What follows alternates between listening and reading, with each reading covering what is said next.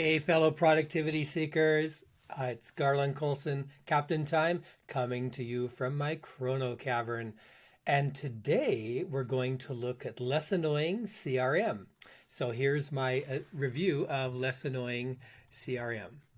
So a customer relationship management system is critical for businesses that need to track clients, track prospects, track leads, track suppliers. I've been networking for over 25 years and I teach business networking workshops. So let's have a look at Less Annoying CRM, LACRM for short, and see if it's up to the standards of this old savvy business networker and whether it really is less annoying. So what features am I looking for my software choices when I'm analyzing software? First off, I'm looking for ease of use. I want a nice clean interface that's easy to use. I want great support because even though I'm very tech savvy, I often recommend tools to my clients. So I want to make sure my clients are going to be well taken care of. Multi-device capability. I need to be able to access my software on my desktop computer, my laptop computer, my tablets, and my smartphones. I want to make sure that the software supports tagging because I use it in an amazing number of ways. And it needs to integrate with the other things that I'm doing. So when you first log in, this is what you see with Less Annoying CRM. You see this workspace. And this workspace, this is the first kind of area you first come to. You can always get back to it by clicking on your logo over here.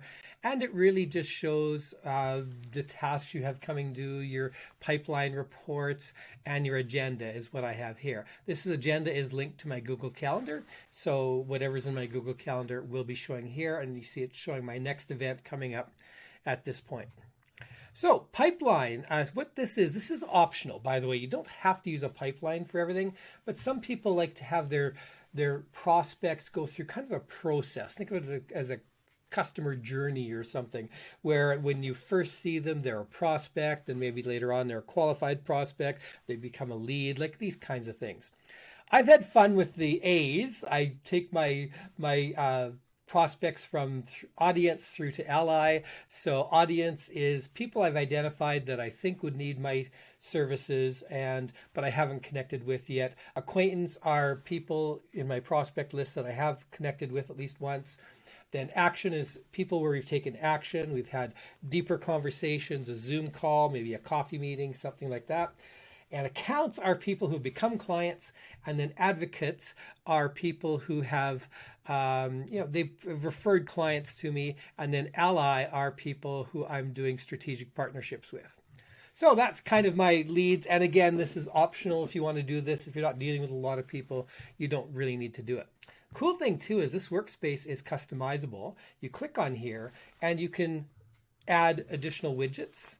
So these are the three I'm working with, but you can also add if you want, like agenda, tasks, activity report, those kinds of things. In this case, I've really got the ones I want, so I'm good here. But I like that it gives you some options there to be able to do this.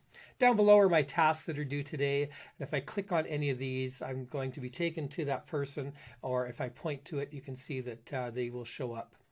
They will show up here. The left panel.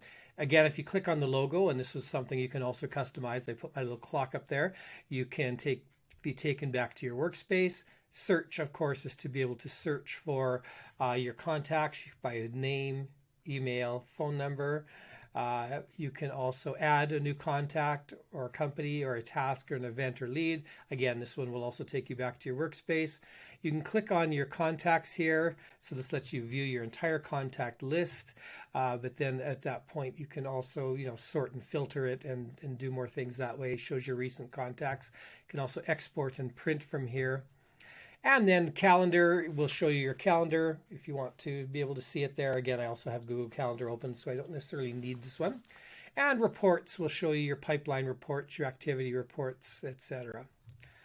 So let's look at adding a new contact. So there's a number of ways you can add a new contact. First off, you can scan their business cards, and this is one I highly recommend. I use the Cove Card Scanner on my smartphone. to be able to scan people in, and then I use Zapier to automatically create those new contacts in Less Annoying CRM. You can also have your staff or your virtual assistants add contacts, or you can add them manually. If you go here to add manual, you've got the usual name, email, company name, phone, job title, address, background information, birthday, website, and you can add multiple websites here. And I created a new field called source. You don't have to do it this way, or you could just do that using groups that we'll talk about in a moment. But in this case, I've got my different online business networking groups here: BX Networking, YEGVA, or did I get the lead through Bark? Did I get it through my website? Did I get them through Upwork? All the different areas that I might get these. For the websites, I also add their social media in here as well. So their first one might be their main website. Then they would add LinkedIn, Facebook, and those kinds of things. And this lets me gather intel on them before I contact them. The benefit here, again, of having source, either through groups or through this, is I can tell which of my marketing methods are working. So if I sort by how many people become clients, those people in my action pipeline, and I could search and say how many of those people came from BX Networking, how many of those people came from YEGBA. So if I'm thinking of dropping one of the networking groups, I can see easily which one is giving me the largest amount of clients. So also, if you want to add a task, I'm just going to call up a contact here. Let's go search, and I'll pick on my friend Alex, who works for Combined to Chubb Company. And if I want to add a task, I can go attach an item, event task, or I can just go over here and go task. And then I can once again put in, what do I want to talk to him about? Workshop follow-up. And what's the date? Choose from the date, see when I want to follow up with him, and then you can put in a description here, see if he wants a table at the Edmonton productivity. So there's an example of where you can do that, set that up so nobody ever drops through the cracks. Can also add a note here, just history. So if you talk to somebody today, hit there and save it. Just notice he was going on a trip, so I put it down there. And you can also add groups, and this is really key here. You could add the groups, who's he a member of. So in this case, he does insurance, and he's also in the Edmonton area. So if I'm looking for an insurance agent in the Edmonton area, he will show up. So being able to search and go through your groups is really powerful. You can also put where they came from, but in this case, I have a separate field for that. Very powerful because people can belong to multiple things with the group. So this is the real powerhouse of LACRM. So some examples, I put in their industry. Are they a plumber, realtor, insurance person? The geographic, I put in Edmonton.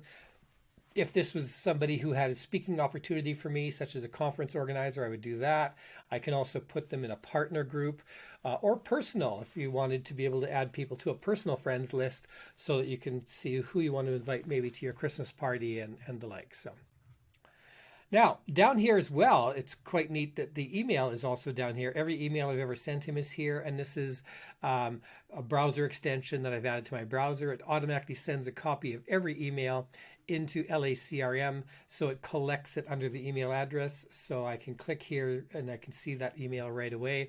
Also, if I want to send an email to Alex, I can click up here and it will open my standard email program, which in this case is Gmail, and then I can automatically be able to do that. So